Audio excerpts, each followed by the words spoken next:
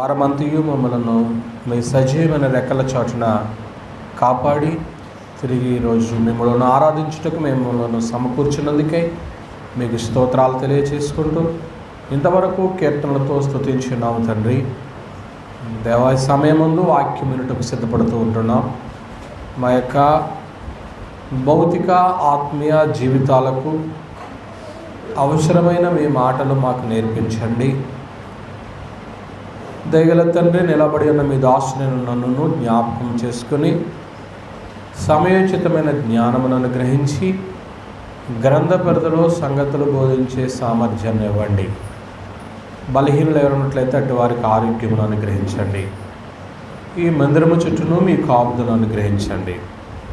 క్రీస్తు యేసు వారి యొక్క పరిశుద్ధమైన నామములో ప్రార్థించి వేడుకొనుచున్నాము మా ప్రియ పరలోకపు తండ్రి, ఆమేన్. కూర్చో.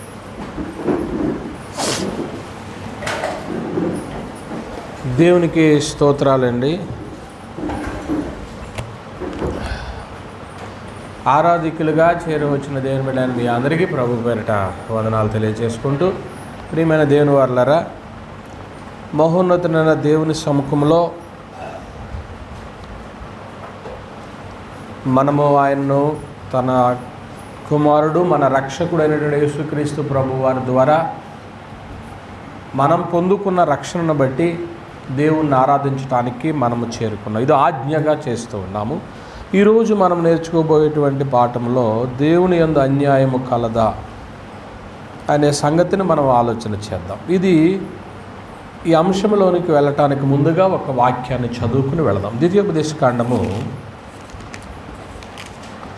20వ అధ్యాయంలో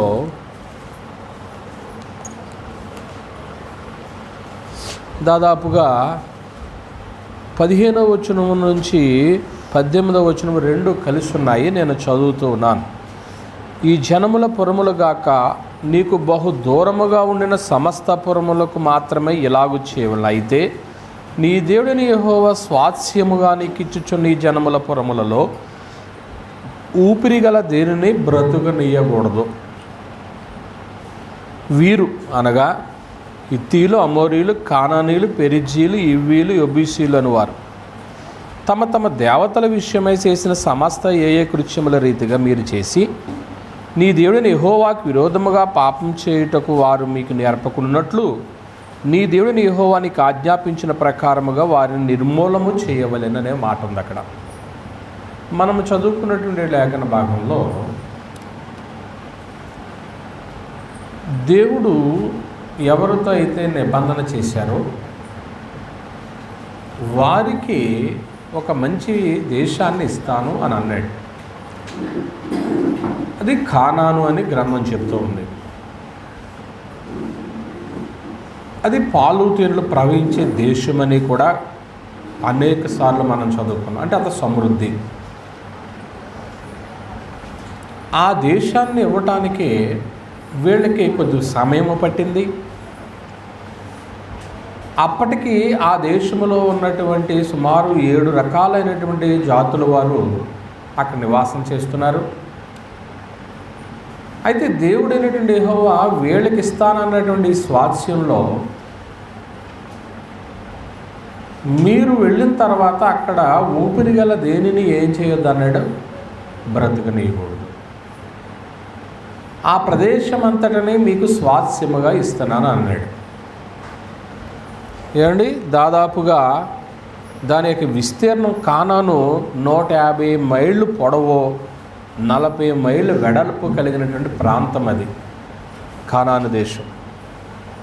ఏమండి, దాని సరిహద్దులు కూడా ఉత్తరాన లెబానోను పర్వతాలు ఉన్నాయి, దక్షిణాన ఐగుప్తు నది ఉంది అరణ్యంతో కలిసి, పడమర మధ్యధరా సముద్రం ఉంది, తూర్పున యూఫ్రటీస్ నది ఉంది. ఇంత మంచి సంపన్నమైనటువంటి విస్తీర్ణం కలిగినటువంటి దేశాన్ని తన ప్రజలకు ఆయన ఇస్తానన్నప్పుడు ఒక మాట అయితే మనము చదువుకున్నాం. అయితే నీ దేవుడిని యెహోవా స్వాస్యముగా నీకు ఇచ్చున్న ఈ జనముల పురములలో ఊపిరిగల దేనిని ఏం చేయొద్దు, బ్రతకని. ఇక్కడే ప్రజలు కొందరు ఏమనుకుంటూ ఉన్నారంటే దేవుడు, బైబిల్ దేవుడు న్యాయవంతుడేనా? ఇంతమందిని సంహరించమని చెప్పాడు కదా. అలాంటప్పుడు చరిత్రలో కొందరు మనుషుల్ని దేవునితో పోల్చారు, లేక దేవుణ్ణి వాళ్ళతో పోల్చారు. మీరు అనేకసార్లు విని ఉంటారు. జర్మనీ దేశంలో రెండో ప్రపంచ యుద్ధంలో నియంత అయినటువంటి హిట్లర్ మనుషులందరినీ ఏం చేశాడు? చంపించేశాడు. హిట్లర్ అటువంటి మారణ పరిస్థితులు చేశాడు కాబట్టి ప్రజలందరినీ కూడా చిన్న పెద్ద లేకుండా, మంచివాళ్ళు చెడ్డవారని లేకుండా అందరినీ సంహరించేశాడు. మనుషులను చంపే అధికారం మనిషికి ఉందా అంటే లేదు, కానీ చేశాడు. చివరికి తను కూడా ఏమైపోయాడు? చనిపోయాడు, తానే హత్య చేసుకోవడం. అటువంటి వ్యక్తితో కొందరు బైబిల్ దేవుణ్ణి పోలుస్తారు. మీ దేవుడు కూడా బైబిల్లో చాలామందిని చంపమన్నాడు కదా. ఇది మనం మనసులో పెట్టుకుని మనం ఆలోచన చేసుకుంటూ కొన్ని సంగతులు, ఒక 10 సంగతులు మనం ఆలోచన చేద్దాం ఈరోజు.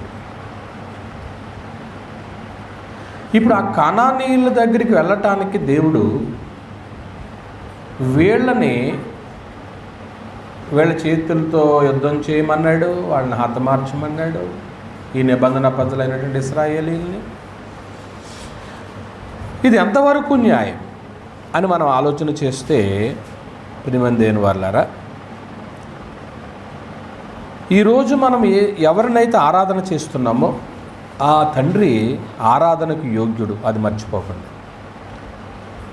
దేవుడు మొట్టమొదటి సంగతి, ఆయన చాలా సహనశీలి, ఆయన సహించేవాడు. మనుషులు ఎంత చేసినా సహించేవాడు.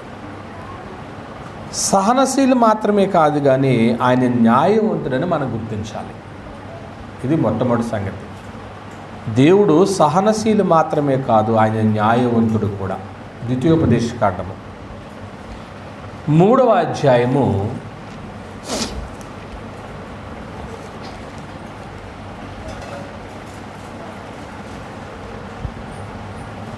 32, క్షమించండి, 32వ అధ్యాయం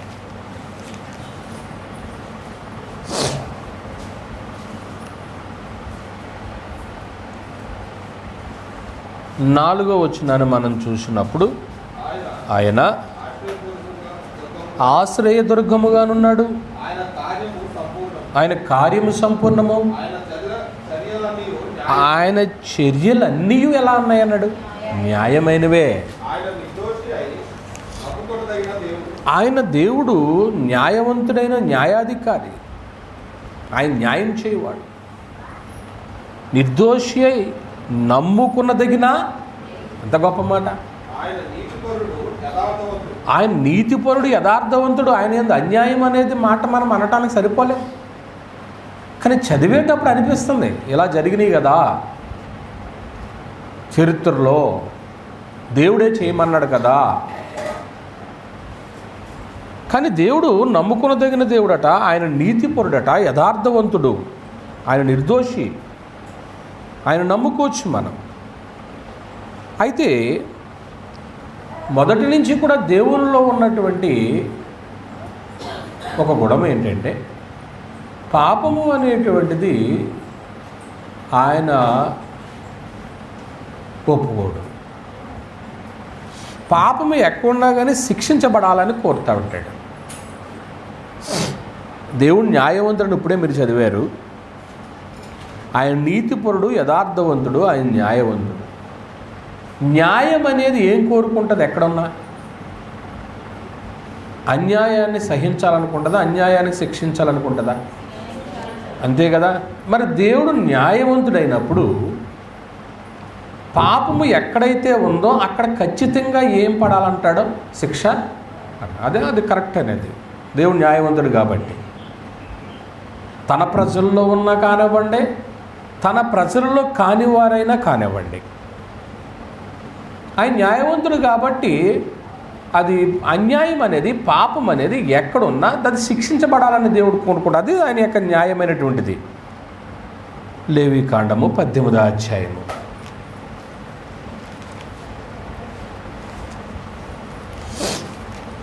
లేవీకాండము 18వ అధ్యాయము 26 నుంచి వస్తున్నాం. కాబట్టి చూసారా, ఇప్పుడు ఈ లేవీకాండము, ఆదికాండం, నిర్గమాకాండం, లేవీకాండము, సంఖ్యాకాండం, ద్వితీయోపదేశకాండం, ఇవన్నీ కూడా తన ప్రజలైనటువంటి వారు చేస్తున్నటువంటి కార్యాలు, ప్రయాణం, స్వతంత్రించుకున్న దేశాలు, ఇవన్నీ చరిత్ర. ఇప్పుడు మీరు ఏ దేశంలోకి అయితే వెళుతున్నా ఆ దేశము అపవిత్రత కలదు కనుక నేను దాని మీద నా దోష శిక్షను ఏం చేస్తున్నాను ఉంది అక్కడ. ఆ దేశము అంటే ఇప్పుడు మీరు వెళ్ళబోయే దేశం ఎటువంటిది? అపవిత్రమైనది కనుక నేను దాని మీద 25 చదవండి. అదిగోండి, అంటే ఆ దేశం ఆల్రెడీ ఏం చేసినట్టుగా బైబిల్లో చెప్తుంది, చేసింది కాబట్టి దోష శిక్ష భరించాలి. ఆయన ఊపిరిగల దేనిని బ్రతకనియొద్దనే మాటే చదువుతున్నాము తప్ప ఆ దేశం ఎటువంటిది అనేది కూడా ఆలోచన చేసి దేవుడు న్యాయం చేస్తున్నాడు. అనేది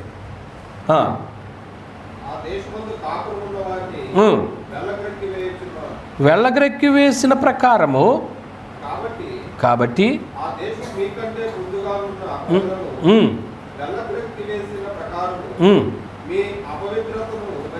మీ అపవిత్రను బట్టి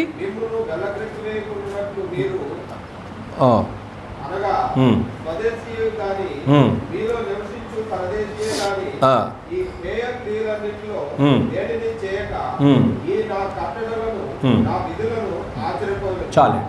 ఈ మనం చదివిన లేఖన భాగంలో దేవుడు అనేటువంటి యెహోవా న్యాయవంతుడు కనుక ఆయన న్యాయవంతుని యొక్క లక్షణం ఏం కోరుకుంటుందంటే తన ప్రజలైనటువంటి వారు కూడా పాపం చేసినప్పుడు వారిని కూడా శిక్షించాలనే దేవుడు కోరుకుంటూ ఉంటాడు. అది మొట్టమొదటి సంగతి.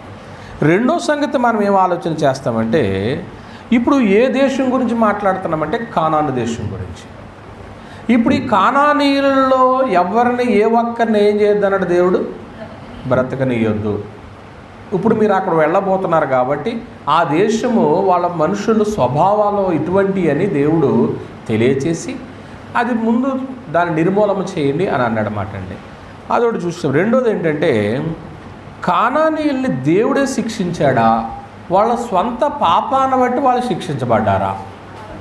రెండో సంగతి, వాళ్ళ సొంత పాపములను బట్టి ఏం చేయబడ్డారు? వాళ్ళు శిక్షించబడ్డారు. కానీ ముందుగా మనం ఏమనుకున్నామంటే దేవుడు న్యాయవంతుడు, పాపం ఎక్కడుంటే అక్కడ న్యాయం ఏం కోరుకుంటుంది? పాపానికే శిక్ష కోరుకుంటుంది,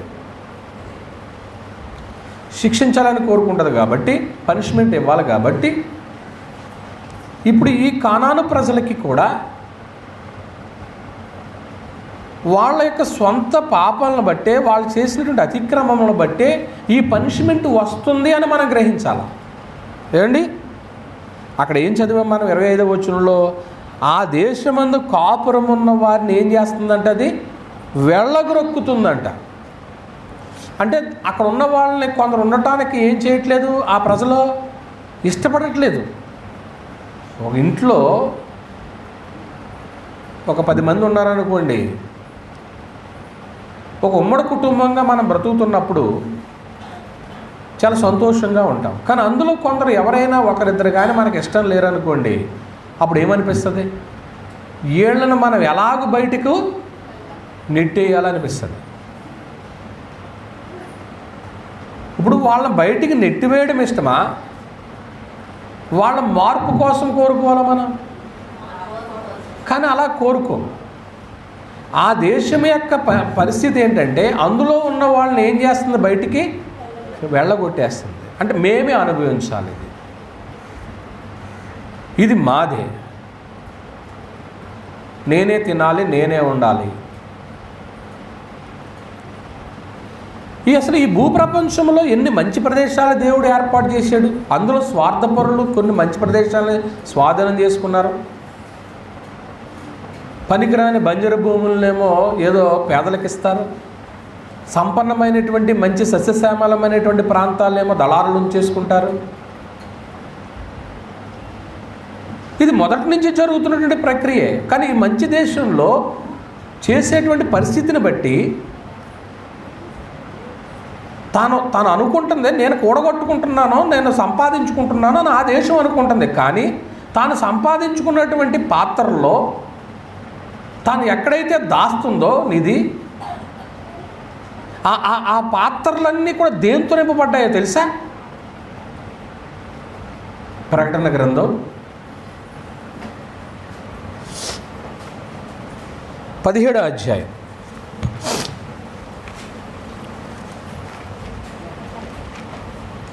4వ వచనాన్ని చదువుతున్నాం. ఆ స్త్రీ ధూమ్ర రక్త వర్ణములు గల వస్త్రము ధరించుకొని బంగారముతోనూ రత్నములతోనూ ముత్యములతోనూ అలంకరింపబడినదై ఏహమైన కార్యములతోనూ తాను చేయుచున్న వ్యభిచార సంబంధమైన అపవిత్ర కార్యములతోనూ. ఇప్పుడు ఈ పాత్ర అంతా దేంతో నింపబడినట్టుగా గ్రంథం చెప్తుంది. అంతే. పైకి అలంకరించుకుంటాం బాగుంది. పాత్ర కూడా ఎటువంటిదంట? బంగారు పాత్ర, సువర్ణ పాత్రేనా? ఆ సువర్ణ పాత్ర చేత పట్టుకుని ఉందంట అలంకరించుకుని. కానీ ఆ పాత్రలో ఏమున్నాయి?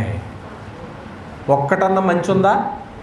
అంటే ఇప్పుడు తాను కూడగట్టింది, తాను సంపాదించింది అంతా కూడా, దాచినదంతా కూడా ఆ డోర్ ఓపెన్ చేస్తే, ఆ బాక్స్ ఓపెన్ చేస్తే, ఆ పాత్ర ఓపెన్ చేస్తే అందులో దేవునికి ఇష్టమైనవి ఉన్నాయా, ఇష్టం లేనివి ఉన్నాయా? నువ్వు కూడగట్టేది, నువ్వు దాచేది దేవునికి ఇష్టం కానిది అయినప్పుడు నువ్వెంత కూడగట్టినా, నువ్వెంత బంగారపు పాత్రలో దాన్ని పొందుపరిచినా అది నిష్ప్రయోజనమే. ప్రియమైన దేవుని వాళ్ళ ఏమండి, రెండో సంగతి మనం అదే ఆలోచిస్తున్నాము. ఇప్పుడు ఆ కానాను ప్రాంతపు ప్రజలని దేవుడు నాశనము చేయమన్నప్పుడు ఏం కనబడిందంటే మనకి వాళ్ళ సొంత పాపమును బట్టే వాళ్ళు ఏం చేయబడ్డారో శిక్షించబడ్డారు. మూడో సంగతికి వచ్చేసి, మూడో సంగతి ఏంటంటే దేవుడు అనేటువంటి యెహోవా సృష్టికర్త, ఆయన పోషించేవాడు. ఆయన పోషించేవాడు కాబట్టి, సృష్టికర్త కాబట్టి, ఎవరైతే తమ్మును తాము వారు చేసిన క్రియలను బట్టి మలినపరచబడ్డారో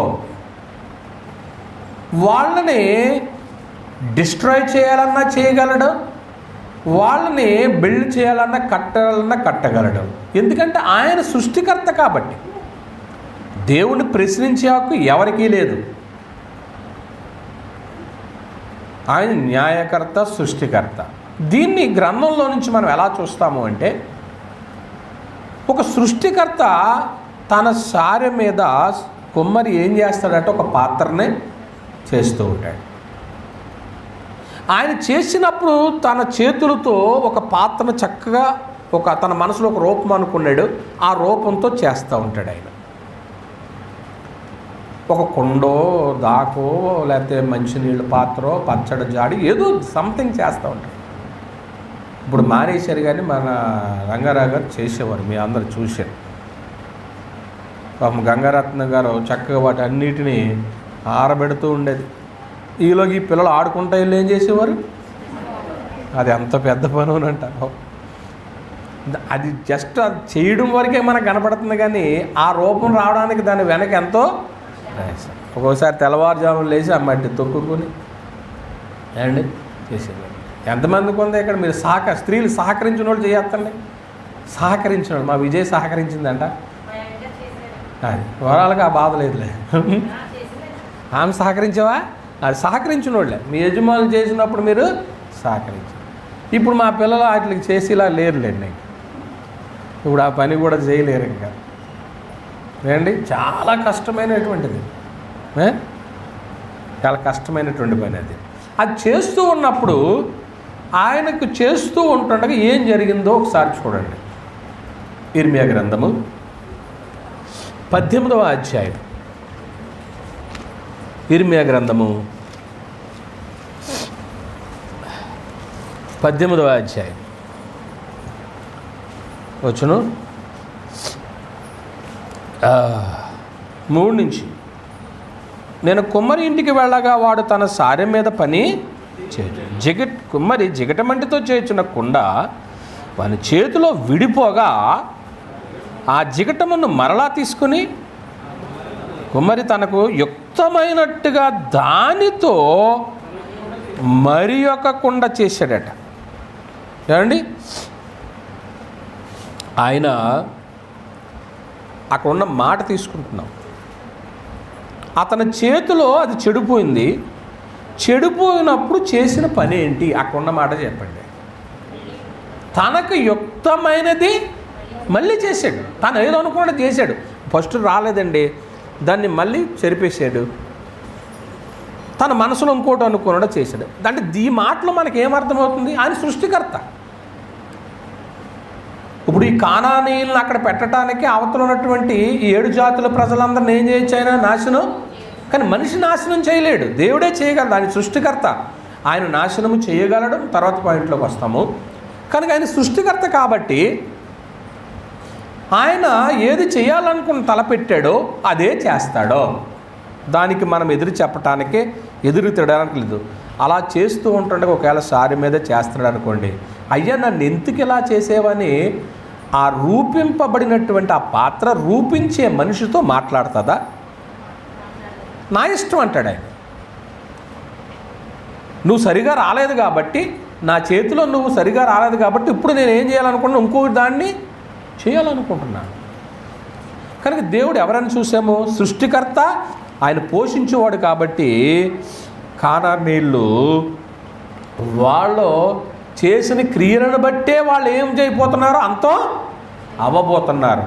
అది నా ఇష్టం. నువ్వు మమ్మల్ని ఎందుకు సంహరించడానికి వాళ్ళకి అధికారం ఇచ్చావు అని అనడానికి సరిపోరమాట అండి. ఇక 4వ సంగతి మనం ఏం ఆలోచన చేస్తున్నామంటే, దేవుని యొక్క తీర్పులు ఎలా ఉంటాయంటే మంచితనంగానే ఉంటాయి, అన్యాయంగా ఏముండవు. ఎలాగూ అని మనం ఆలోచన చేస్తే దేవుడు న్యాయవంతుడు, ఆయన అన్యాయం లేదు అని చెప్పుకుంటాం. దేహంలో, శరీరంలో అంతా బాగానే ఉంటుంది. ఒకవేళ అనుకోండి అటువంటిది లేదు, దేవుని స్తోత్రం. ఎవరికైనా లోపల ఏదైనా ఒక క్యాన్సర్ కణం కానీ ఏర్పడింది అనుకోండి, ప్రపంచంలో మనం చూస్తూ ఉంటాం. ఆ క్యాన్సర్ ఉన్నటువంటి ఆ ప్రాంతాన్ని దేహంలో నుంచి వైద్యుడు ఏం చేయడానికి ప్రయత్నం చేస్తాడు? తొలగించడానికి ప్రయత్నం చేస్తాడు. ఒకవేళ ఉన్నటువంటి ఆ పాయింట్ని తీయలేదనుకోండి, ఆ అవయవాన్ని తీయలేదనుకోండి, దేహం అంతటిని ఏం చేద్దే? పాడు చేస్తుందే కదా. దేవుడు చేసే పని కూడా ఇదే. ఆ క్యాన్సర్కు ఉన్నట్టు ఆ క్యాన్సర్ కణాన్ని ఆయన ఏం చేయాలనుకుంటున్నాడు? పూర్తిగా నిర్మూలం చేయాలనుకుంటున్నాడు. అది చేయాలనుకున్నప్పుడు దేవుడు కురుడు ఎలాగవుతాడు? ఇప్పుడు డాక్టర్ గారు చెడ్డోడు అవుతాడు, మంచోడు అవుతాడు. ఇప్పుడు అతను ఆపరేషన్ చేసి కోసేసాడు అనుకోండి, మనకు ఎలాగుంటుందా? కాసేపు అబో ఈయన ఎలా నన్ను కోసేసాడు ఏంటనుకుంటా. కానీ ఆయన మనకు మంచి చేశాడు, చెడ్డ చేశాడు. దేవుడు న్యాయవంతుడు, నీకు ఏది అన్యాయం చేయడు, నీకు మంచే చేస్తాడు. అది మనము నమ్మాలి. కానీ గ్రంథం చదివినప్పుడు ప్రారంభంలో చెప్పాను, కొందరు ఎవరితో పోలుస్తున్నారు దేవుణ్ణి? జర్మనీ నియంతైనా చెప్పాను కదా, హిట్లర్తో పోల్చాను. హిట్లర్ కొందరు నాశనం చేసేసాడు. మంచి వాళ్ళని, చెడ్డ వాళ్ళని ఏమి లేదు. ఇక్కడ జరుగుతున్నటువంటిది ఏంటంటే, ఇప్పుడు వాళ్ళు వెళ్ళబోయేటువంటి ఆ కానాను దేశానికి నా ప్రజలు వచ్చేటప్పటికి శుభ్రంగా ఉండాలి, లేకపోతే వీళ్ళే వెళ్ళి శుభ్రం చేసుకోవాలి. ఏదో స్వచ్ఛ భారత్ అన్నట్టుగా మనమే ఏం చేసుకోవాలి? మన ఇల్లుని ఎవరన్నా శుభ్రం చేస్తారా? మీకు మీరే చేసుకోవాలా? ఇప్పుడు మీ మందిరం ఉంది, మందిరం ఎవరు శుభ్రం చేస్తారా? అంతేనా? దానికి ఏం చేస్తున్నారంటే డ్యూటీలు వేసుకుని ఈ రోజు నేను చేసుకోవాలి, రేపు వారం ఏం చేసుకోవాలని. అంటే నీ ప్రాపర్టీని నువ్వే ఏం చేయాలా? చేసుకోవాలని దేవుడే చెప్పాడు. నేను నీకు ఇచ్చిన దేశాన్ని నీకు నువ్వుగా శుభ్రం చేసుకోవాలి. అక్కడ ఎక్కడైనా ఒక క్యాన్సర్ కారణం ఉంటే దాన్ని కట్ చేయి. ఎవరైనా ఇక్కడ మంచి వాళ్ళు లేరనుకో, వాళ్ళని ఏం చెయ్యి? నువ్వు గద్దించు. మనం గద్దించనే మాట్లాడుతున్నాం, కానీ దేవుడు అయితే పూర్తిగా ఏం చేయమన్నాడు? చంపేయమన్నాడు. అసలు ఒకళ్ళు చంపకపోతే దేహం అంతటికి ఏమవుద్ది? దేహం అంతటి పాకదది. ఇప్పుడు సంఘంలో ఎవరో ఒకరు సంఘానికి చీడపురుగులా ఉన్నారు అనుకోండి, దేవుని స్తోత్రం ఎవరు లేరు, ఉన్నారు అనుకోండి, బైబిల్ భాషలో చెప్పాలంటే ఆ వ్యక్తిని పూర్తిగా ఏం చేయమన్నాడు? చంపేయమన్నాడు. లేదంటే మిగిలిన సంఘం అంతటికి ఏం జరుగుతుంది? చెడు జరుగుతుంది. ఒక వ్యక్తి పోయినా నష్టం లేదు, కానీ మిగిలిన వ్యక్తులు ఏం అవ్వకూడదు? అవ్వకూడదు. దేవుని న్యాయమైనటువంటి తీర్పు అలా ఉంటుందట. దేవుని న్యాయమైన తీర్పు అలా ఉంటుంది. అందువల్ల దేవుడు ఆ జాతిని అంతటిని కూడా పరిశుద్ధపరచటానికి అక్కడ ఉన్నటువంటి ఆ క్యాన్సర్ కణాన్ని ఏం చేశాడు తెలుసా? తొలగించేసాడు అన్నమాట. అంటే బాగు చేయకోకుండా ఒకవేళ విడిచిపెడితే సమాజం అంతటి కూడా ఏమైపోతుంది? సంఘమంతా ఏమైపోద్దని చెప్పుకున్నాం, చెడిపోద్ది. భయంకరమైనటువంటి చెడిపోయిన సమాజాన్ని నాశనం చేసి పరిస్థితి తీసేయాలండి. అది అలా తీసివేసినందుకు దేవుడు క్రూరుడు అయితే కాదు, ఆయన మంచివాడే. 4 సంగతులు చెప్పి 5వ సంగతి ఏంటంటే, ఇప్పుడు వెళ్ళబోయేటువంటి ఆ ప్రాంతం పేరేంటి చెప్పాను? కానాను. అమ్మయ్య, ఈ కానాను ప్రాంతానికి తన ప్రజలు వెళుతున్నారు. ఈ ప్రదేశానికి వెళ్ళేటప్పటికీ అక్కడ ఈ ప్రజల్లో నుంచి దేవుడు ఒక మెస్సియాని బయటికి తీసుకురావాలనే దేవుని ప్రణాళిక. ఎవరిలో నుంచి? ఇశ్రాయేలీలో నుంచి. అంటే ప్రదేశం కానానే, దేవుని ప్రజలు ఇప్పుడు ఎక్కడికి వెళ్తున్నారు? కానానులోకి వెళ్తారు. ఇప్పుడు ఆ ప్రదేశంలో నివసించేటువంటి ఈ ప్రజలు, దేవుని నిబంధన ప్రజలు కానానులో ఉంటారు. కాబట్టి ఈ ప్రజలను కాపాడాల్సినటువంటి బాధ్యత దేవుడు తీసుకున్నాడు. కారణం ఏంటో తెలుసా? వీళ్ళలో నుంచే ఎవరు రావాలి? లోకానికి రక్షణ ఇచ్చేటువంటి రక్షకుడు రావాలి. కాబట్టి వీళ్ళని కాపాడాలన్నమాట. అబ్బా, ఎంత గొప్ప మాట! దేవుడు మనల్ని ఒట్టును కాపాడుతున్నాడు అనుకుంటున్నాం, కాదు. నువ్వు దేవుని కోసం బ్రతకాలనుకున్నప్పుడు, దేవుని కోసం బ్రతకాలనుకున్నప్పుడు నీలో నుంచి, నాలో నుండి, నీ కుటుంబంలో నుంచి, మా కుటుంబంలో నుంచి దేవుడు తన ఉద్దేశాన్ని నెరవేర్చబోయే ఒక వ్యక్తిని తీసుకురాబోతున్నాడు. ఏమండి, మొన్న మా స్థానిక సంఘంలో అక్కడ కూడా దేవుని పిల్లలు దీవించబడుతూ ఉంటారు. మేము ఒక డెలివరీ అయిన తర్వాత వెళ్ళాం, హాస్పిటల్కి వెళ్ళి ప్రార్థన చేసినప్పుడు ఆ తల్లితో మాట అన్నాను, నీవు మరొక బిడ్డను క్రీస్తు సంఘానికి అందించావు అన్నాడు. నా మాట అర్థమైంది మీకు? అంటే ఇప్పుడు ఎవరైతే గర్భవతులుగా ఉంటారో పిల్లలు, వాళ్ళ మనసుల్లో ఏం రావాలో తెలుసా? దేవా, ఈ భూప్రపంచం మీదకి, లేకపోతే నీ రాజ్యంలోనికి మరొక బిడ్డను నేను తీసుకురావడానికి ఒక సాధనంగా నన్ను ఎన్నుకున్నావు. ఎలాగ ఎప్పుడైనా ప్రార్థన చేస్తామా? మన ప్రార్థన నన్ను కాపాడు, నా కుటుంబాన్ని కాపాడు, నాకు భోజనం, బట్టలు, ఇల్లు, ఈ రొటీన్ అయిపోయింది ప్రార్థన. ప్రార్థన చేసేటప్పుడు కూడా నువ్వేదైతే వాక్యం వింటున్నావో ఆ వినున్న దాన్ని బట్టి అప్డేట్ అవ్వాలి. ఒకప్పుడు ప్రార్థనకి ఇప్పటికీ మారారు, మంచిది. ఇంకా మీరు మారాలి. కార్యక్రమాలు చేయడంలో మార్పు వచ్చింది, ప్రార్థనలో మార్పు వచ్చింది. వాక్యం వినేటప్పుడు కూడా ఇంకా అనేకమైన సంగతులు వినాలనుకుంటున్నారు. నేను కూడా ఎన్నో కొత్త సంగతులు, అంటే క్రొత్తవి అంటే రాయబడినవే, అవి బోధించాలని నేను ఆశపడుతూ ఉన్నాను. అందువల్ల మెస్సియా రావటానికే తగినటువంటి ఈ పరిస్థితుల్ని దేవుడు కాపాడుతూ ఉంటున్నాడు అన్నమాట అక్కడ. అంటే ఇప్పుడు కానానీయులు అక్కడ ఉన్నారు కాబట్టి ఇప్పుడు తన ప్రజలు అక్కడికి వెళుతున్నారు. వీళ్ళు వెళ్ళేటప్పటికి వాళ్ళు ఎవరో విగ్రహారాధికులు. ఇప్పుడు విగ్రహారాధన సంబంధమైనటువంటి ఈ వాతావరణము ఎవరికి రాకూడదు? ఇశ్రాయేలీలకి రాకూడదు. కనుక ఇప్పుడు వీళ్ళని కాపాడేది దేనికి తెలుసా? వీళ్ళలో నుంచి ఎవరు రాబోతున్నారో మెస్సియా రాబోతున్నాడు అనమాట. ఏమండి, అంటే ఇప్పుడు ఈ దేశాన్ని శుద్ధి చేసేటువంటి అవసరత ఎవరు తీసుకుంటున్నారంట? నిర్గమాకాండం 23వ అధ్యాయం. నిర్గమాకాండము 23వ అధ్యాయము 31వ నుంచి మనం చదువుతూ ఉన్నాం. మరియు ఎర్ర సముద్రము నుండి ఫిలిస్తీన్ల సముద్రము వరకును అరణ్యము నుండి నది వరకును నీ పొలిమేరలను ఏర్పరిచేద్దును. ఆ దేశ నివాసులు నీ చేతికి అప్పగించదు. నీవు నీ ఎదుట నుండి వారిని ఏం చెయ్యే?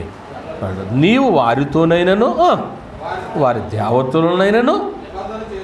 చూసారా ఎంత ఖచ్చితంగా చెప్పేశాడు? ఎందుకు చేసుకోవద్దు అన్నాడు చెప్పండి. ఇప్పుడు ఈ పాయింట్ కాడ చెప్పండి. ఇప్పుడు ఏళ్ళలో నుంచి ఎవరు రావాలి? మెస్సియా రావాలి. ఇప్పుడు మెస్సియా రాబోతున్నప్పుడు ఒక బిడ్డ గర్భిణీ స్త్రీ ఎన్ని జాగ్రత్తలు తీసుకోవాలి? పెద్దలు చెప్తారు, డాక్టర్లు చెప్తారు. ఇన్ని జాగ్రత్తలు ఎందుకు తీసుకుంటున్నారా? రాబోయే బిడ్డ కోసం. వచ్చాక ఎలాగో మన తర్వాత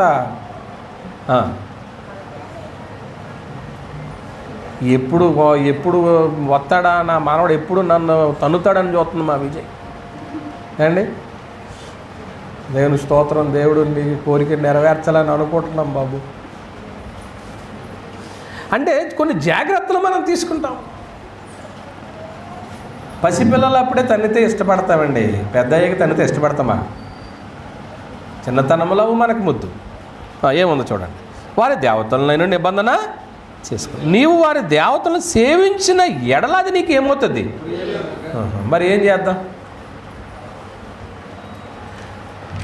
మొదటి నుంచి కూడా చెబుతూనే వస్తున్నాడు, నీవు వాళ్ళతో కానీ నువ్వు సాంగత్యం చేయద్దు. ఎందుకంటే వచ్చే బిడ్డ నా బిడ్డ,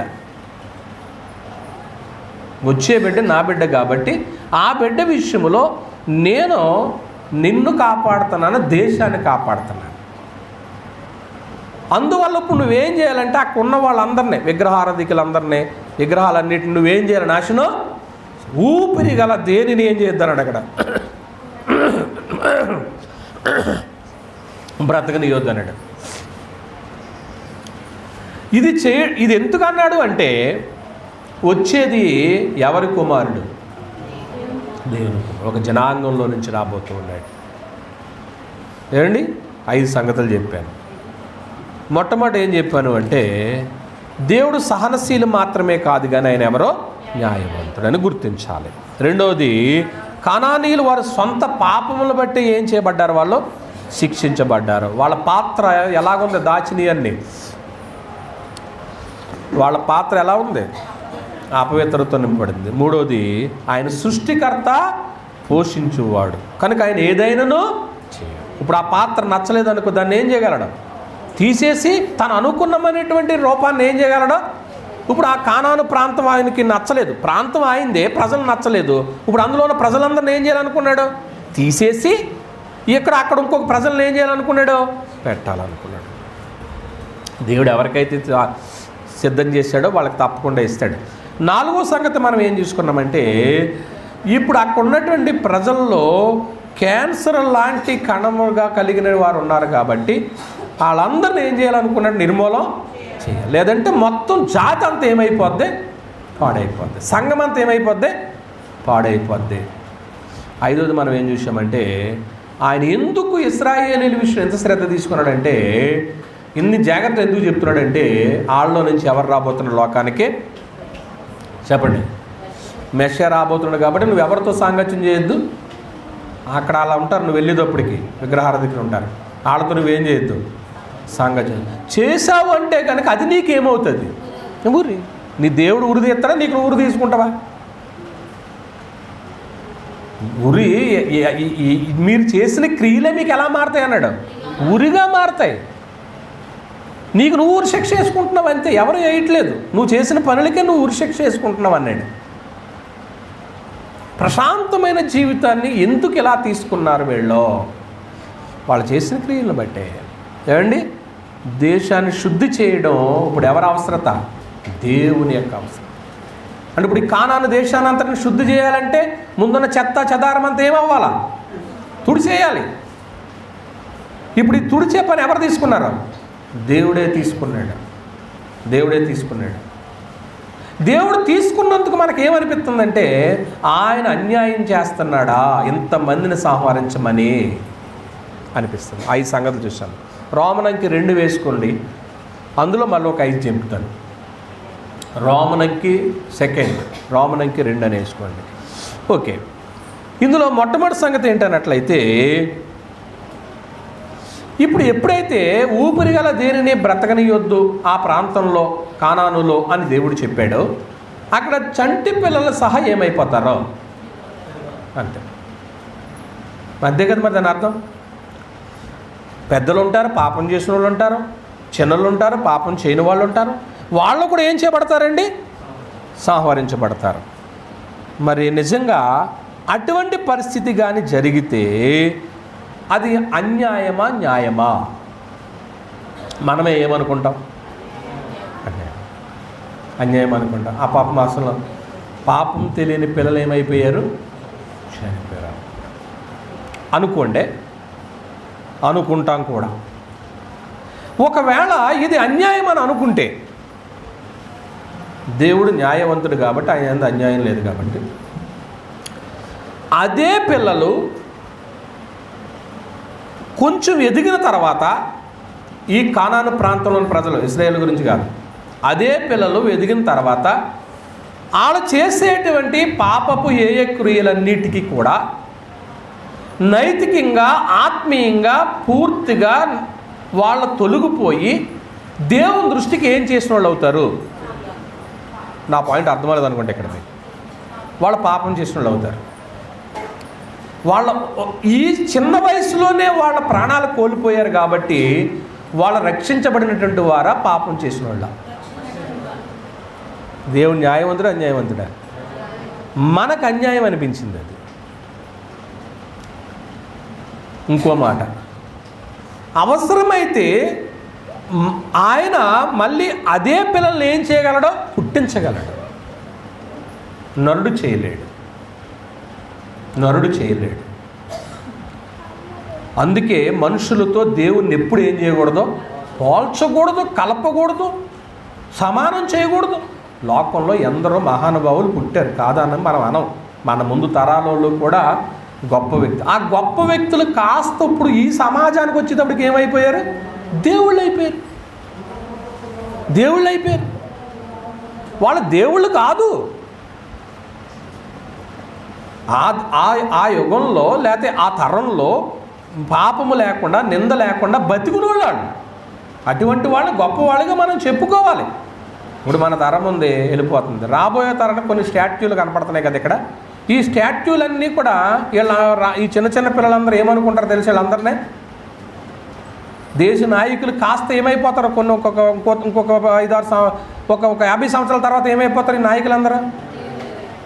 దేవుళ్ళు అయిపోతారు. మరి ఎవరితో సమానం చేసేస్తున్నాం మనం? దేవుడితో సమానం చేయకూడదు. మీరు ఆ విషయంలో గట్టిగా ఉండాలి. నువ్వు దేవుణ్ణి ఎవరితో సమానము చేయొద్దు. దేవుడు అన్యాయస్తుడు కాదు. ఏమండి, యెహెజ్కేలు గ్రంథం 18వ అధ్యాయం. యెహెజ్కేలు గ్రంథము 18వ అధ్యాయము. దేవుని యొక్క చిత్తము ఎవరు నశించిపోవాలనేది కాదండి. 18వ అధ్యాయం 20వ వచనం. పాపం చేయువాడే, అదండి, పాపం చేసిన వ్యక్తే మరణం నొందుతాడు, కానీ చిన్నపిల్లలు పాపం చేయలేదు కదా. వాళ్ళు ఒకవేళ చనిపోయినా కానీ వాళ్ళు నిత్యరాజ్యానికి వెళ్ళిపోతారు కదా. పాపం చేసినటువంటి వ్యక్తి ఏం చేయబడతాడన్నాడు? అది అంటే పాపం చేసిన ఆత్మ మాత్రం నిత్యత్వంలోనికి వెళ్ళదు. ఇప్పుడు పాపము చేయనటువంటి ఈ చిన్నపిల్లలు ఉన్నారే, వీళ్ళు ఎక్కడికి వెళ్ళొచ్చు ఒకవేళ చనిపోతే? చెప్పండి ఇప్పుడు ఈ పాయింట్ని బట్టి. పాపము చేసినటువంటి ఆత్మ నిత్యత్వంలో వెళ్దా? చనిపోతే వెళ్తాం. పాపము చేయనటువంటి ఆత్మ చిన్నపిల్లల్లో ఉన్న పెద్దల్లో ఉన్న ఆత్మే. ఏమండి? ఇప్పుడు ఈ ఆత్మ నిత్యత్వానికి వెళ్ళే అవకాశం ఉందా లేదా? అమ్మా ఉంది. ఎందుకని? వాళ్ళు ఏం చేయలేదు. అందుకే ఒక సందర్భంలో యోబు గారు అంటాడు,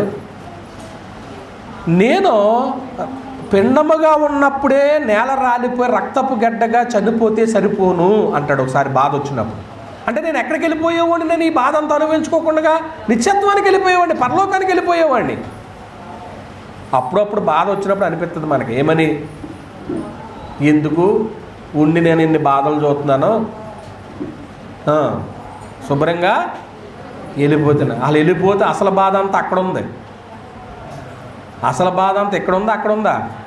అక్కడే ఉంది. ఇప్పుడు ఆ బాధని తట్టుకోవాలంటే ఇక్కడే మనం ఏం చేయాలి? పూర్తిగా మారిపోయి ప్రయాణానికి చివరి యాత్రకి ఏమన్నాడో సిద్ధం. ఏదో పాట రాశాడు భక్తుడు, చివరి యాత్రకు సిద్ధపడుతున్నావా అని. ఈ జీవితం విలువైనది, నరులారా రెండని సెలవైనది, దేవుని సిద్ధపడినావా చివరి యాత్రకు? సిద్ధపడినావా చివరి యాత్రకు? యుగ యుగాలు దేవునితో ఉండుటకు, నీ ఉండుటకు. కనుక చివరి యాత్రకి ఏమవ్వాలంట?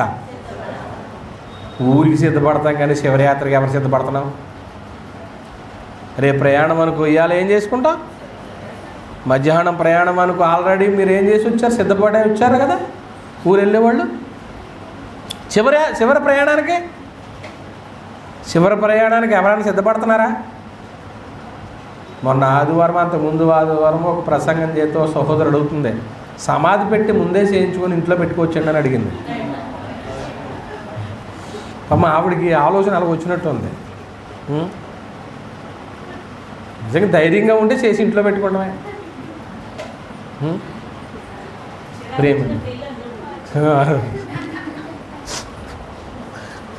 ప్రియమైన దేవుని వాళ్ళరా, పాపం చేసినటువంటి ఆత్మ మాత్రమే నిత్యత్వానికి వెళ్ళదు. కానీ పాపం చేసినటువంటి వ్యక్తి మారు మనసు పొందాలని దేవుడు కోరుకుంటున్నాడు. రెండో సంగతి మనం ఏం ఆలోచన చేస్తామంటే, ఆనాడు అబ్రహాం మొదలుకొని నేడు వరకు కూడా నీతిమంతుల యొక్క ఆత్మలు రక్షించబడాలనే దేవుడు కోరుకుంటున్నాడు. మళ్ళా చెప్తున్నాను, అబ్రహాము మొదలుకొని నేటి వరకు నీతిమంతులైనటువంటి వారి ఆత్మలు రక్షించబడాలనే దేవుడు కోరుకుంటున్నాడు. ఎలాగో అంటే అందులో ఒక ఉదాహరణ చెప్తాను మీకు. చాలామంది లోకంలో తిరిగి తిరిగి తిరిగి తిరిగి దేవునికి అయిష్టంగా బ్రతుకుతూ వాళ్ళ జీవితాలు కొనసాగిస్తున్నప్పుడు వాళ్ళకి సువార్త ప్రకటించారు. సువార్త వెళ్ళింది వాళ్ళ దగ్గరికి. సువార్త వచ్చిందంటే దాని అర్థం ఏంటో తెలుసా? ఆ వ్యక్తిని దేవుడు ఏం చేస్తున్నాడని, పట్టుకుంటున్నాడని.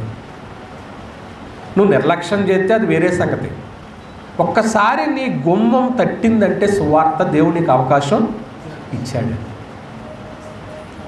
అంటే నీ ఆత్మ ఎక్కడికి వెళ్ళడం దేవునికి ఇష్టం లేదు, నరకానికి వెళ్ళడం ఇష్టం లేదు. కాబట్టి సువార్త నీ దగ్గరికి వచ్చింది, నీ గుమ్మం దగ్గరికి వచ్చేసింది, నీ హృదయం దగ్గరికి వచ్చింది.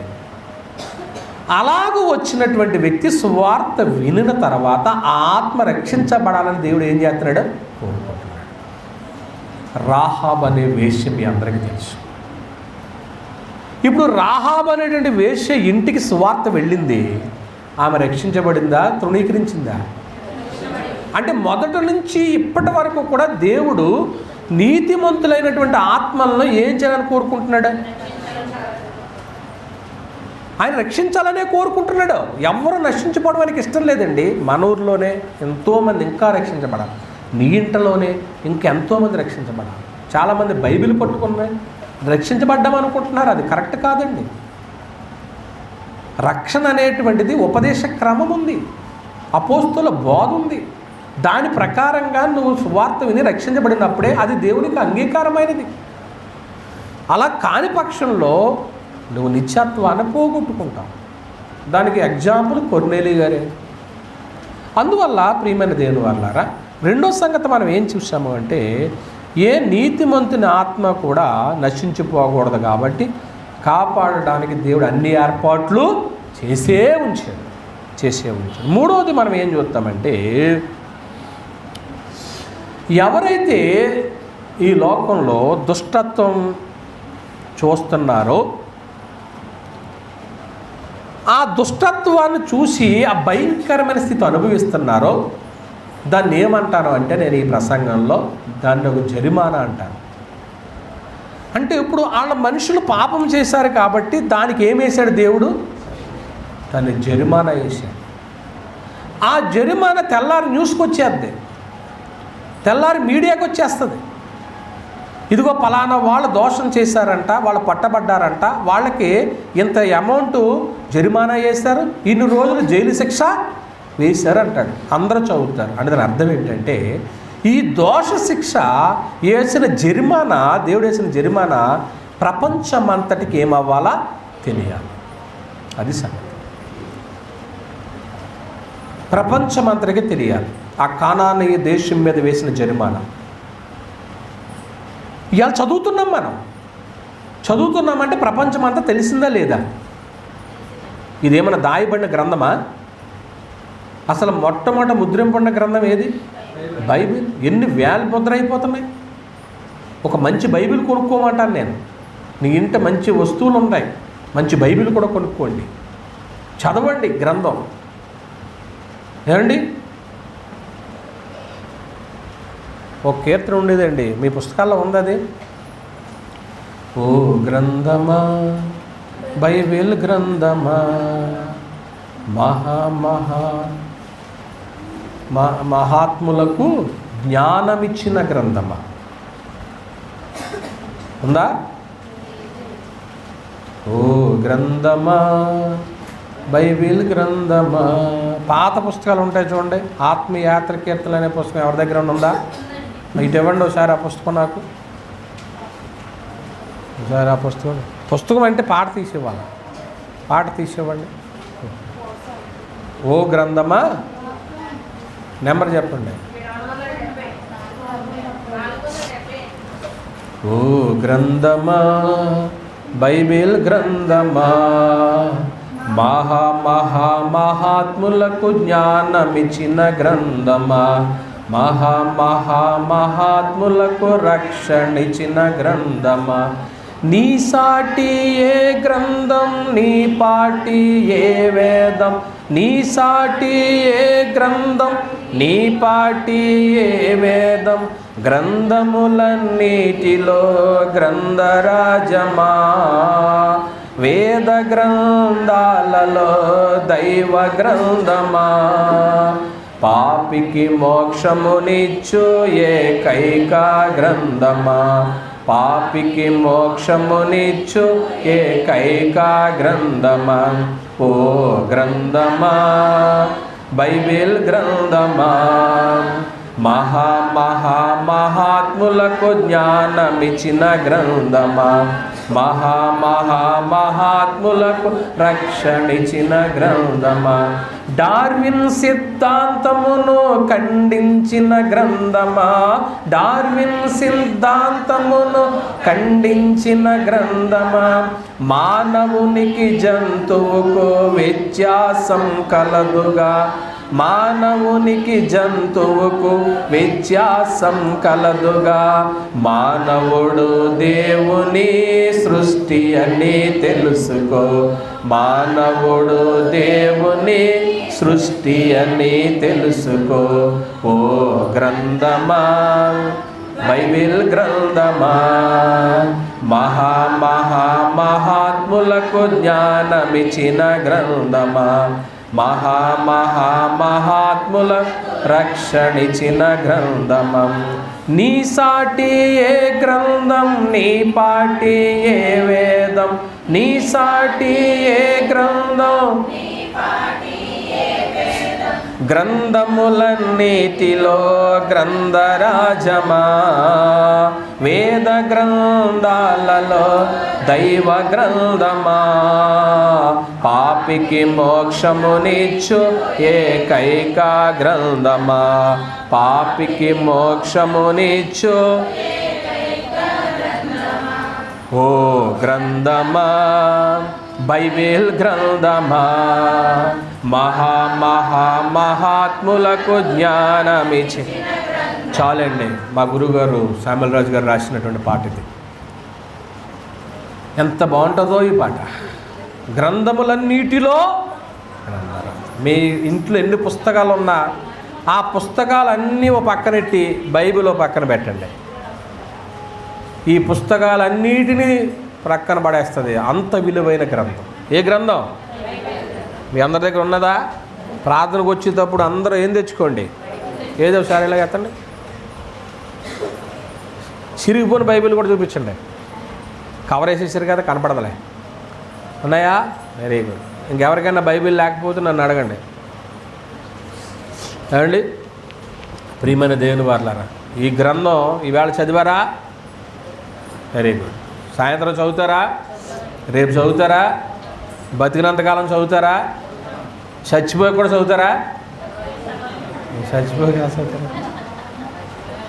ఎలాగూ చదవలేం కాబట్టి బ్రతికుండగానే ఏం చేయాలా?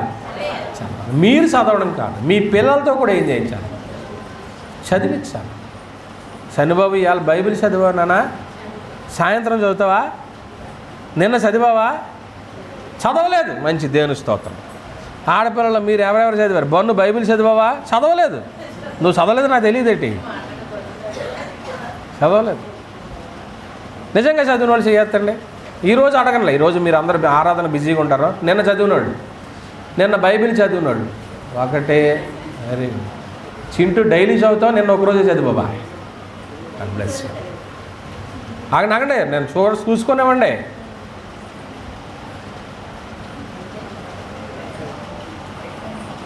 రైట్. నేను జాదుగుంట వాళ్ళకి బైబిల్ చదివి ఏ అధ్యాయం చదివారో నాకు గ్రూప్లో పెట్టమంటే వీళ్ళ ఫోన్లో చదివి పెడుతున్నారు. ఫోన్లో చదివిన నేను అంగీకరించను. మీరు బైబిల్ గ్రంథాన్ని ఓపెన్ చేసి ఏం చేయాలా?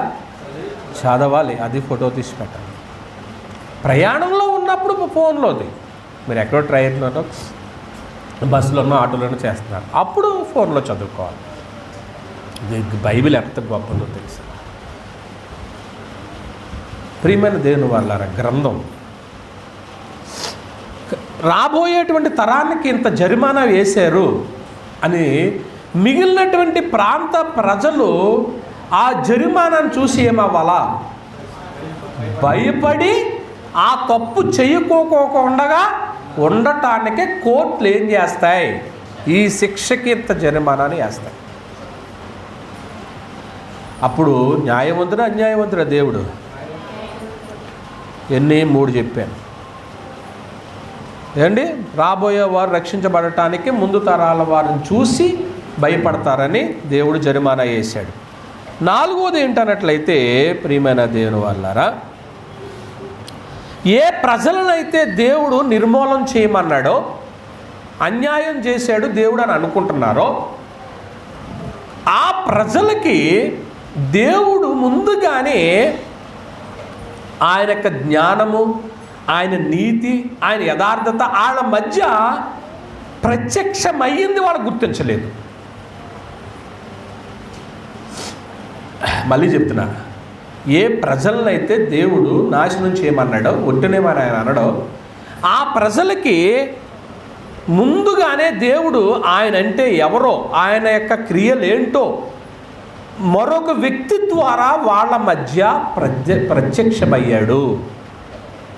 ఆయన పేరేంటో మీరు బైబిల్లో చదివితే అప్పుడు బాగుంటుంది, నేను నోటితో చెప్పేదానికంటే. సరే, తిండి.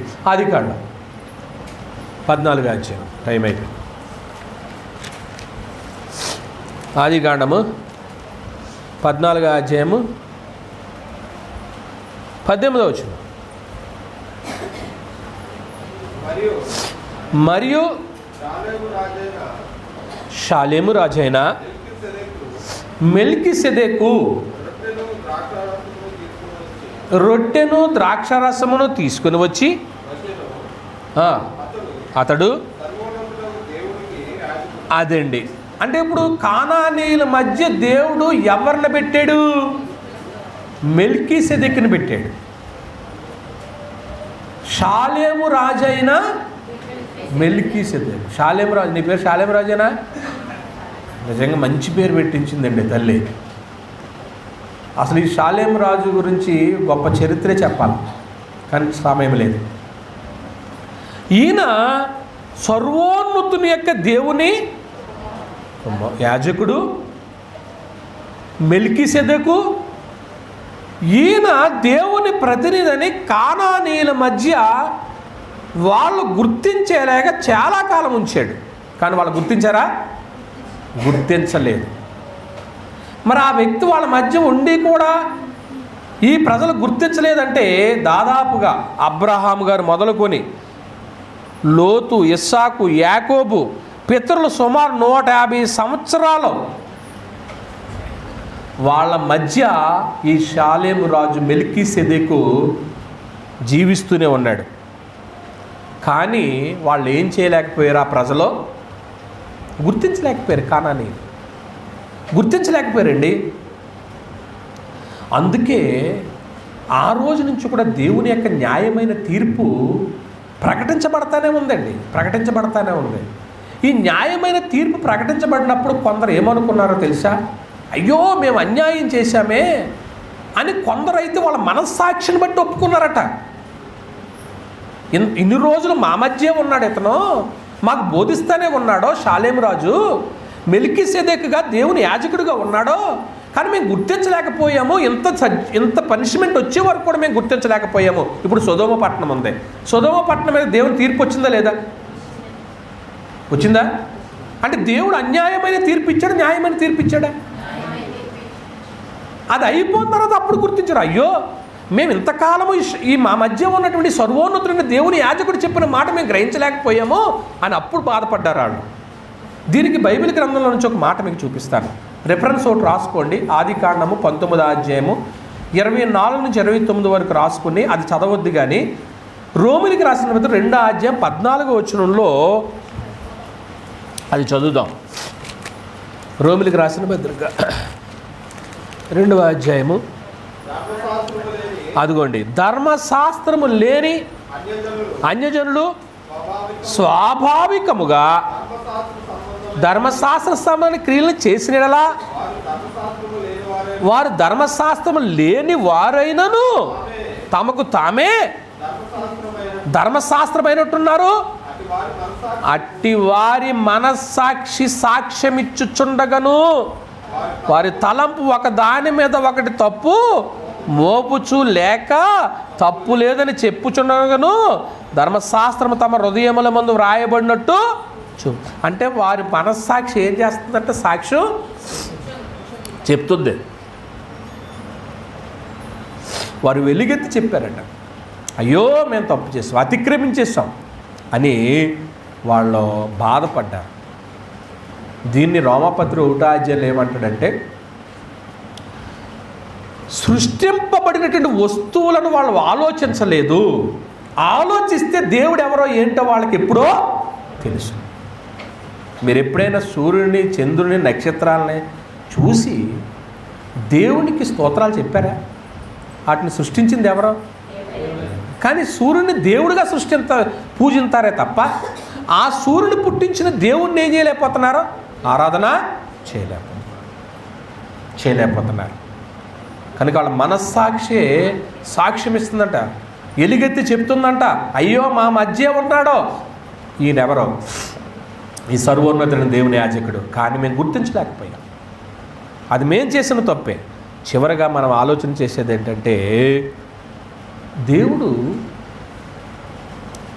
వీళ్ళు ఎవరో ఇప్పుడు ఈ కానాను ప్రాంతాల ప్రజలు అనుకుంటున్నాం కదా, వీళ్ళందరినీ దేవుడు ఏం చేయమన్నాడు? నాశనం చేయమన్నాడు. వీళ్ళు నాశనం చేయమన్నాడు. కాబట్టి వీళ్ళ నాశనము చేసే అంత తప్పు ఏమన్నా చేశారా? వాళ్ళ మంచోళ్ళేనండి. వాళ్ళ మంచితనాన్ని బట్టి ఆ దేశాన్ని ఎన్ని సంవత్సరాలు భద్రపరిచాడు తెలుసా? 450 సంవత్సరాల ప్రొటెక్షన్ ఇచ్చాడు ఆ దేశానికి. దేన్ని బట్టి? వాళ్ళ మంచితనాన్ని బట్టి. ఈ 450 సంవత్సరాలు కూడా ఇక్కడ ఒక మాట మనం గ్రహించాలి. ఈ 450 సంవత్సరాలు ఎందుకు భద్రపరిచాడు వాళ్ళని? ఈ 450 సంవత్సరాల్లో వాళ్ళు ఏమవుతారని? మార్పు చెందితే వాళ్ళని ఆ ప్రాంతంలోనే ఉంచుదుడు, ఈ దేవుని ప్రజలైనటువంటి వారికి ఒక భాగాన్ని ప్రక్కన ఏం చేద్దుడు? కేటాయిందుడు. ఎన్ని సంవత్సరాలు ఇచ్చాడు పీరియడ్? కానీ మారారా? మారనోడు 450 కాదు, ఇంకో 450 ఇచ్చిన ఏమవడాడు? రేపు ఆదివారానికి మారిపోతాను అన్నవాడు మారలేదనుకో, మళ్ళీ ఆదివారం కూడా ఏమవడం? ఈ సంవత్సరం మారినాడు మళ్ళీ సంవత్సరానికి కూడా ఏమవడం? కానీ దేవుడు పీరియడ్ ఇస్తున్నాడా లేదా? ఇస్తున్నాడండి. ఏమండి ప్రియమైన దేవుని వారలారా, ఆదికాండం 15వ అధ్యాయము 16వ వచనం రాసుకోండి. ఎందుకంటే వారు చేసినటువంటి దుష్టత్వం వారిని దేశం నుంచి వెళ్ళగొట్టే అంత తీవ్రమైందైతే కాదు, కానీ వాళ్ళు ఏం చేశారంటే మారు మనసు పొందవలసినటువంటి పరిస్థితి ఉండి కూడా వాళ్ళు ఏం చేయలేదమ్మా? మారు మనసు పొందలేదన్నమాట అండి. మారు మనసు పొందలేదు. అందువల్ల ఈరోజు మనం నేర్చుకున్నటువంటి పాఠంలో మనం గ్రహించవలసినటువంటి సంగతులు ఏంటంటే, మరొకసారి రిపీట్ చేస్తున్నాను వినండి. ఏంటి మన పాఠం ఏంటి? ఎందుకు ఆ మాట అన్నామంటే, కానాను ప్రజలందరినీ పూర్తిగా ఏం చేయమన్నాడు? నాశనం చేయమన్నాడు. వాళ్ళు నాశనం చేయమని దేవుడు ఆజ్ఞాపించినప్పుడు ఇటువంటి దేవుడు ఆరాధనకు యోగ్యుడు కాడు అని అన్నారు అందరూ. కానీ ఆయన న్యాయవంతుడే.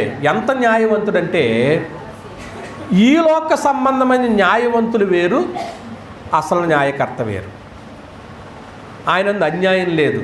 ఉదాహరణకు ఒక మాట సందర్భం వచ్చింది కాబట్టి చెప్తున్నానే, ఏదైనా ఒక కేసు డీల్ చేయాలనుకో, అవసరమైతే ఒక పక్షం వాళ్ళు లాయర్లు ఏం చేసేస్తారు? కొనేస్తారు. అప్పుడు న్యాయం ఏమైపోద్ది? న్యాయము అన్యాయముగా మార్చేస్తారు. మార్చరా? అవసరమైతే లాయర్లే కాదు, జడ్జిలను కూడా ఏం చేసేస్తారు? కొనేస్తారు. పిలాతు న్యాయవంతుడే. దేవుని కుమారుడికి న్యాయపు తీర్పిచ్చాడు, అన్యాయపు తీర్పిచ్చాడా?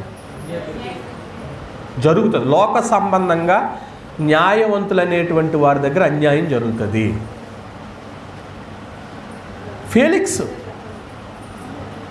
ఫేలిక్స్ న్యాయవంతుడే, న్యాయపు తీర్పు ఇచ్చేవాడే, కానీ న్యాయం చేయలేదు. అగ్రిప్పరాజు అండి న్యాయవంతుడే, కానీ న్యాయం చేయలేదు. ఈ లోకంలో న్యాయకర్తలందరూ కూడా న్యాయం చేస్తూ చేస్తూ చేస్తూ ఎక్కడొక చోట చిన్న మిస్టేక్ అయినా ఉండొచ్చు. కేవలం న్యాయం చేయడానికి ప్రయత్నం చేస్తారు, కానీ ఎక్కడొక చోట వాళ్ళ న్యాయాన్ని ఎలా మార్చవచ్చు? ఎందుకంటే మనుషులు కాబట్టి. కానీ దేవుడు పూర్తిగా ఎవరు? ఇప్పుడు కానానీయులను నాశనం చేయటానికి వాళ్ళు చేసుకున్నటువంటి క్రియలను బట్టేనా దేవుడు చేశాడా? ఎంత టైం ఇచ్చేసాడు వాళ్ళకే? కనుక ప్రతి వ్యక్తి అన్యాయస్తుడు అనుకోండి, అతనికి కూడా మనం ఏం తెలుసా? కొద్ది సమయం ఇవ్వాలి. ఇవ్వకోకుండా ఇప్పుడు నీ నోడుతో వీళ్ళు నాశనం అయిపోను గాక, వీళ్ళ దూషించబడి వీళ్ళలాగా అయిపోను, అలాగే అయిపోను గాక, నువ్వెన్నడు అనటానికి లేదు. ఎవరిని అనకూడదు. నువ్వు ఒక టైం ఇవ్వాలి. ఆ టైం ఇచ్చే వరకు వాళ్ళు కల్లా రిపెంటెన్స్ చెందుతారేమో, మార్పు చెందుతారేమో కనిపెట్టాలి. వాళ్ళకి ఇంకా మార్పు చెందలేదనుకోండి, దేవుడే న్యాయము చేస్తాడు. దేవుడే న్యాయం చేస్తాడు. దేవుని అందు ఏమి లేదండి అన్యాయం. చివరికి ఒక వాక్యం చదువుకొని ప్రార్థన చేసుకుంటాం. రోమిలికి రాసిన పత్రిక 9వ అధ్యాయం 9 వచనం చూడండి. దేవుని యందు 14వ వచనం 9:14. కాబట్టి ఏమందుము? దేవుని యందు అన్యాయము కలదా? చాలు. అంటే దేవుని యందు ఏం లేదండి. కనుక మీ కుటుంబాలకు మా కుటుంబాలకు దేవుడు న్యాయమే చేస్తాడమ్మా, నమ్మండి. ఇశ్రాయేలుకి న్యాయం చేశాడు, అన్యాయం చేశాడా? కానానీయులకి. కానీ చదివితే మనకేమనిపిస్తుంది? అన్యాయం కాదు. అంతకాల చరిత్ర అంతా మీ దగ్గర తీసుకొచ్చాను. దేవుడు మనుషులు, మరొక మాట చెప్తున్నాను, దేవుడిని ఎవరితో పోల్చింది సమాజం? ఒక నియంత అనేటువంటి జర్మనీ నియంత అయినటువంటి ఒక హిట్లరు చిన్నపిల్లలను సహా నాశనం చేసేసాడు. వాళ్ళ పాపం చేయనటువంటి వాళ్ళే. కానీ తిరిగి పుట్టించగలడా? కానీ దేవుడు తిరిగి ఏం చేయగలడా? నీ గర్భమున పిల్లలు పుడుతున్నారంటే దేవుని కృప. నీ గర్భమును దేవుడు బిడ్డలిస్తున్నారు, నీ బిడ్డలు కాదమ్మా. రూపం నీది ఇస్తున్నాడు, కానీ అసలు రూపం ఎవరిది? పై రూపమే మనదండి. ఆ రూపం మన పిల్లలకి ఇవ్వకపోతే మనం ముద్దాడలేం. తండ్రి అనుకుంటాడు అచ్చు నా పోలిక అనుకుంటాడు, తల్లి అనుకుంటుంది అచ్చు నా పోలిక అనుకుంటాడు. అది చూసి మన పిల్లల్ని హక్కును చేర్చుకుంటాడు. కానీ లోపల ఆయన స్వరూపము, ఆయన పోలిక ఇంకోటి, అది దేవుని పోలిక. అది ఇచ్చి నీకు ఇస్తున్నాడు దేవుడు. అప్పుడు ఆ బిడ్డలను ఎదిగిన తర్వాత ఏం చెప్పాలి తెలుసా? నాయన, నేనేదో ఫిజికల్గా నీకు డాడీని, కానీ అసలు డాడీ ఎవరో దేవుడు. ఆయన పంపిస్తే వచ్చాం. అందుకే బైబిల్లో ఒక మాట ఉన్నది, గర్భఫలము యెహోవా ఇచ్చు. ఎవరైతే గర్భఫలాలు పొందారో దేవుడిచ్చిన బహుమానంగా స్వీకరించండి. ఇంకా గర్భఫలాలు లేనివారు దేవుణ్ణి అడగండి, దేవుడు ఇస్తాడో. చెప్పండి, ఈరోజు ఇంకా అనేక సంగతులు, మీరు ఎన్ని సంగతులు చదివిన బైబిల్లో దేవుడు ఎవరు? దేవుడు న్యాయవంతుడు. కనుక మనకి న్యాయం చేశాడు, సంఘానికి న్యాయం చేశాడు, మీకు న్యాయం చేస్తాడు, మీ కుటుంబాలకి న్యాయం చేస్తాడు. మిమ్మల్ని అందరినీ దేవుడు దీవించును గాక. ఇంతటితో మూస్తున్నాను. కళ్ళు మూసుకుని ప్రార్థన. దయగల మా తండ్రి, ఘనమైన దేవా, దేవుని అన్యాయము కలదా? ఆయన అన్యాయం చేయువాడు కాదనే సంగతి జ్ఞాపకం చేశారు. కానానీయుల యొక్క నాశనము యెహోవా యొక్క నీతి. నిజమే, నువ్వు నీతిమంతుడు కాబట్టి, న్యాయవంతుడు కాబట్టి, దేవా నువ్వెంత సహనశీలువైనా, నువ్వు ప్రేమామయుడు అయినా న్యాయపరంగానే చేసుకుంటూ వచ్చావు. ప్రతి మనిషికి ఒక టైం ఇచ్చావు. ఆ సమయంలో వాళ్ళు మార్పు చెందాలి. మాకు కూడా ఒక సమయం ఇచ్చావు, మార్పు చెందాలి. మనుషులకు అలా అన్యాయం చేయొచ్చునేమో, కానీ నువ్వు అన్యాయం చేయవు నాయన. న్యాయంగానే చేస్తావు. నిన్ను ప్రశ్నించలేము. మిగతా సమ్మేళకరంగా మార్చండి. మా ప్రభువైన యేసుక్రీస్తు వారి పేరటి ప్రార్థన అడుగుచున్నాను తండ్రి.